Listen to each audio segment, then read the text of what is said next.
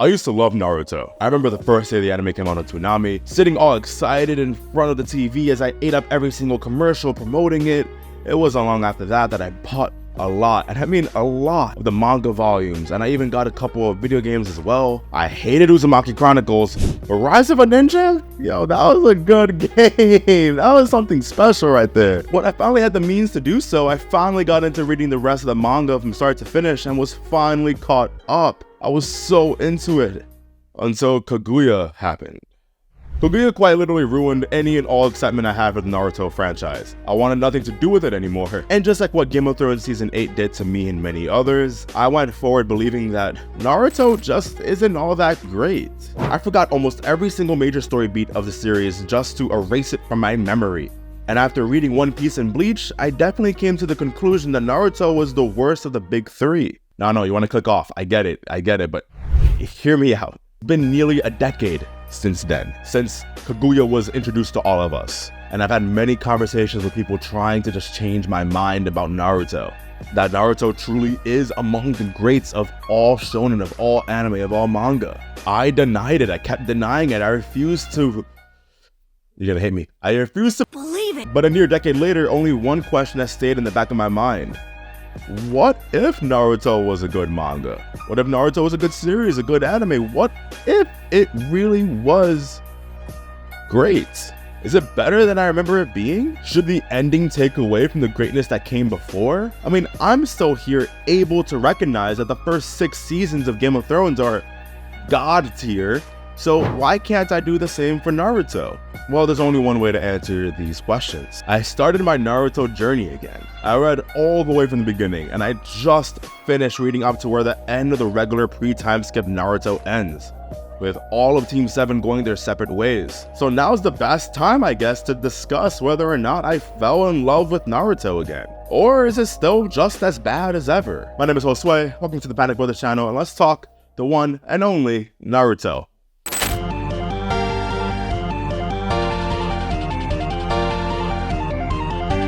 Alright, now before we get started, we've seen some truly amazing rapid growth in the channel lately. However, so many of our viewers haven't really converted to subscribers, so this is me asking you all to please consider subscribing if you haven't, and thank you to everyone who has. You're truly the greatest, and I can't wait to keep on making more content like this in the future. Now, my new Naruto journey needed to start from the very beginning, Chapter 1. Naruto steals a scroll of seals in hopes of it allowing him to pass and become a ninja. I won't lie to you, I almost stopped reading it here. As it stands, this chapter is not my favorite when it comes to introducing us to our main character and the world he lives in, especially considering some of the things to come. Emphasis on scrolls seems to be representative of the world Kishimoto, the mangaka for Naruto, initially wanted to develop for Naruto. Actual reliance on ninja techniques as opposed to what comes later, these giant kaiju battles and whatnot. Not to mention Iruka plays such a large role here in this first chapter, and while he still means a lot to Naruto to this day, he quickly falls off after chapter 1 in terms of importance to the story and, well, overall relevance. This feels like a pilot of a television show, where so many aspects of what's to come is clearly missing because they want to just see what resonates with the audience first. And clearly what resonated just seems to be Naruto and all of the ninja cool stuff. Not long after, we are introduced to Team 7, followed by the Land of Waves arc, the Chunin exams, the invasion of Konoha, the search for Tsunade, and we end it all with the Sasuke recovery mission. I know I'm gonna get a lot of hate for this. I know, prepare the hate comments, prepare the boos. But reading up to the end of the Chunin exams did nothing for me. It's not bad. I'm not saying it's bad. It's actually kind of good. And I'm really aware that so much of the fandom has these arcs in such high regard, with, of course, many people considering the Chunin exams to be peak Naruto. The Land of Waves I'm a fan of for actually showing us a Team 7 mission and giving us one of the few moments we actually get to see the team bond together, and I'll always be appreciative of that. That last fight is also pretty special, and the anime's adaptation of Naruto tapping into his demon side and punching Haku is legendary for me. I rewatched that so many times as a kid, and even now to this day I still get goosebumps. Such a great scene. But Kakashi comes off as so weak here, when we know the heights he's capable of later. It seems reminiscent of the problems that other shonen have like Dragon Ball, where power scaling quickly goes out of control and characters just have to keep up. The Chunin exams I also didn't think was anything too intense either. We're introduced to a majority of the other major players of Konoha like Shikamaru, Choji, Ino, and others. I know many love the Rock Lee fight versus Gaara, especially when he dropped the weights, and while I did think it was a good fight, I think it's actually kind of insane that Hinata versus Neji isn't considered to be the best fight by many people here. I'm aware that it's probably a hot take, but I don't know, this Hinata versus Neji fight kind of did something for me. I loved the family dynamic between the two of them here, and what the fight meant for Hinata's character growth and development.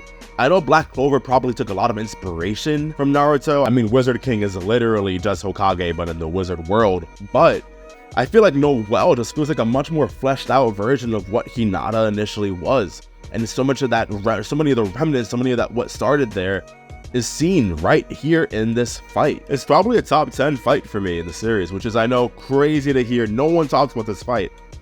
I don't know, I really like it. Sasuke is of course out of action for majority of the story here, leading Naruto to have to interact more with the other characters that are introduced here. One of my particular favorite scenes was both Naruto and Shikamaru having this intensely scary moment where Gaara could have easily ended their lives.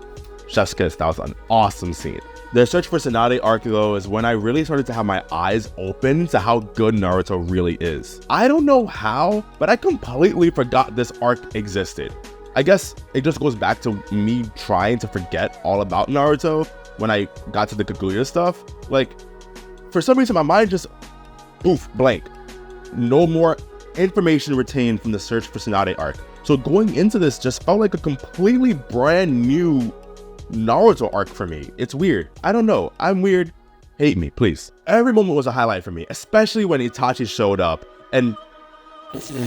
Are you kidding me? I forgot Itachi showed up this early, but pre-time skip. I completely forgot about that. And Itachi pretty much gave me my favorite scene in all of Naruto so far, and it was brand new to me again. It was when Naruto opened the door, and there he was. There was Itachi. I was not expecting that. Yo, that hallway fight scene was crazy. Peak. So good. It was so good. And to end this arc with the showdown between the three legendary ninja, oh my god, so good. And the Sasuke retrieval arc, I mean, that's a near perfect arc to me. That was so, like 10 out of 10.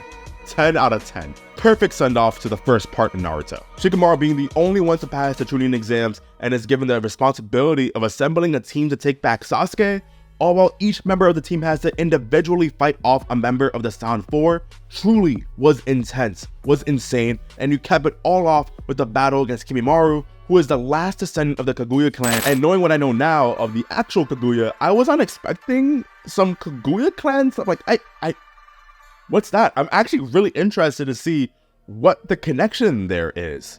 Was Kishimoto really planning Kaguya more than we expected? I don't know. I guess I forgot this with my initial read-through of the series, which is, I mean, it's fine. The Kaguya clan isn't really something that's brought up all the time, unless I'm wrong again about that, but insane. I was actually really curious about this. I'm excited to see where this goes. Kaguya clan? Characters like Choji and Kiba desperately needed their own moments to shine. I'm gonna switch gears for a quick second. I love One Piece. I love One Piece so much. Truly one of the greatest manga of all time, but not without its faults. And one of those faults being how often Oda loves to find ways to have each Straw Hat member separated to fight someone of the opposing enemy faction that somehow always matches perfectly in skill set to them. It happened in Water 7, it happened in Alabasta, it happened in Dressrosa. Like, it happens all the time. Almost every arc, that's just what happens. Even most recently in the Wano arc, that's what happened. Every Straw Hat is separated to fight pretty much who they gotta fight. Luffy's fighting the captain of the other crew, Zoro's gonna fight the first mate of the other crew, Sanji's gonna fight the third best member of the other crew, like Usopp's probably gonna fight one of the weakest members of the other crew. Like, it's just how it works. It's what happens. I was scared that that was pretty much what was gonna happen here in this near perfect arc, but I'm so grateful it's proven wrong. And the ultimate climax between Naruto and Sasuke was the final cherry on top of a near perfect arc. I said 10 out of 10 earlier, maybe it should have been like a 9.9, sorry. Near perfect because of this one element that I kind of just didn't like. You see, I really wanted this to be a moment for Rock Lee, Kiba, and Shikamaru to figure out how to save the day on their own and reach that next level of their journey. Rock Lee replacing Naruto in the final fight against Kimimaro just for himself to be replaced by Gaara essentially led to him feeling completely pointless in the overall situation. Rock Lee went through so much to get to this point in the story, overcoming so many mental fortitudes and tribulations, So just to have all of that thrown away just took me out of the arc a little bit. I kind of just wish it was just straight up just Rock Lee versus Kimimaro. Like, that's it. And that isn't the only problem I had with the rest of Naruto either. In fact, when you include the aforementioned Kakashi issue, where he should have been a lot stronger than he was against Zabuza, you have other elements of this story that really bothered me. I haven't had many interactions with the Naruto fandom, so maybe this is a common complaint, but how did no one in Konoha know that Naruto was the 4th Hokage's son? No one except for Minato's wife had the last name Uzumaki, and he literally looks exactly like Minato. Honestly, this probably is a common complaint in the fandom. There's no way. This is something that's... How? Shukaku isn't at all referred to as a tailed beast, which is so weird considering everything we learn later in part 2. I've always heard the jokes about Sakura being the worst character, but she truly is a horribly written character. Gosh. I know absolutely nothing about her, or Ino for that matter, that doesn't go past their infatuation for Sasuke. They have no reason to like him for anything past his looks, and knowing what I know now of how Sasuke looks presently, I find that so hard to believe that he is that good looking. Sorry, maybe I'm jealous, but he's not that good looking, bro. He reminds me of that one kid from Eda Netti for some reason. I don't know. Why did everyone like that guy? Why did everyone like Sasuke? I don't get it. I just don't see what's to like. I'm a hater. I like Sasuke though. I like Sasuke as a character. I just don't get it.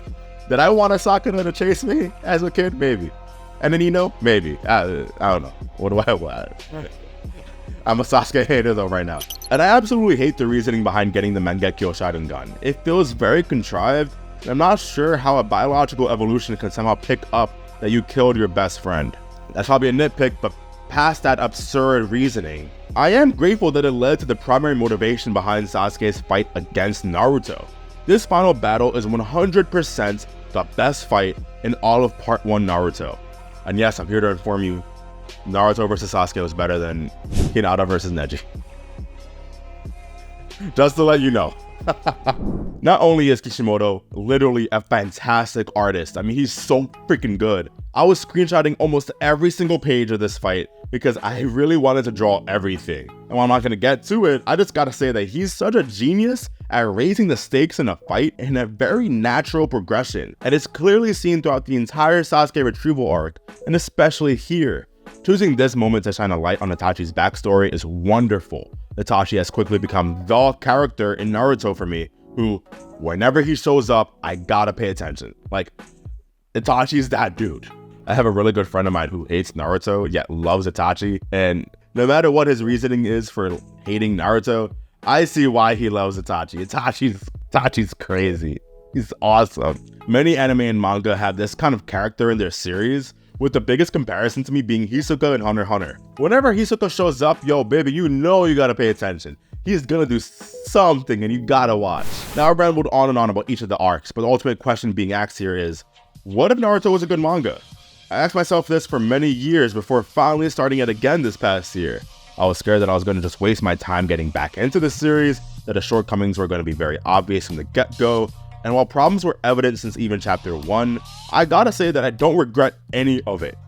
Naruto is a good manga. That was very obvious to a lot of you, not to me, but there's no what if now. Naruto is really good. At least pre-time skip, phenomenal. The problems that it has, yeah, sure, there are problems, but what manga didn't have problems? There's no perfect anime, no perfect series. Pre-time skip Naruto is just awesome.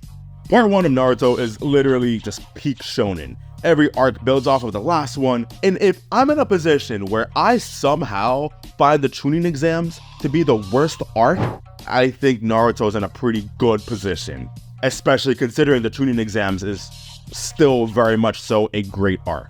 The manga has left me in a place where I just want to consume as much Naruto media as I can to just get sucked into the world as fast as possible.